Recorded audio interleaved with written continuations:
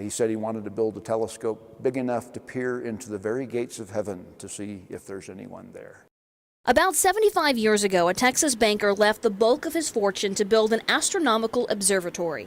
And today, the McDonald Observatory in Fort Davis draws more than 67,000 visitors each year.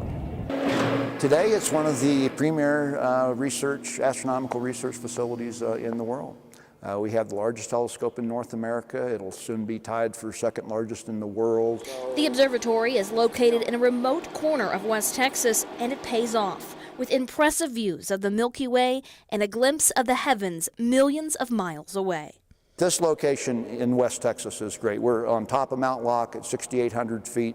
And those very dark skies over Fort Davis is what drives the economy. And we need the dark skies here so that the tourists that come to visit Fort Davis and go to the observatory. Here at the McDonald Observatory in Fort Davis, too much light, it makes it harder to see.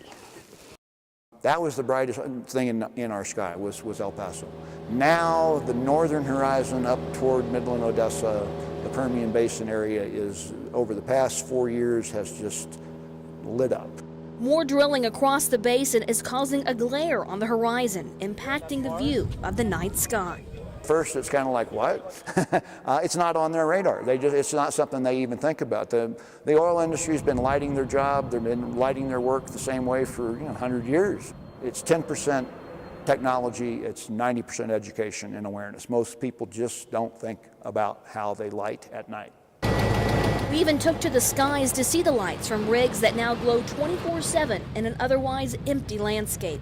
That's kind of a common misconception, is that this is an anti-light campaign. We are in favor of good lighting, which is basically keeping light on the ground where you want it to see what you need to see at night and not wasting it up into the night sky. The problem in the area with the oil industry is relatively new, but the counties around the observatory have been helping protect the dark skies for years. With the ordinance per se, helps us work with people to not turn off their lights at night, but to shield them in such a way that it doesn't impact dark skies. Bill Wren with the McDonald Observatory is working with various oil companies on ways to keep the glow to a minimum.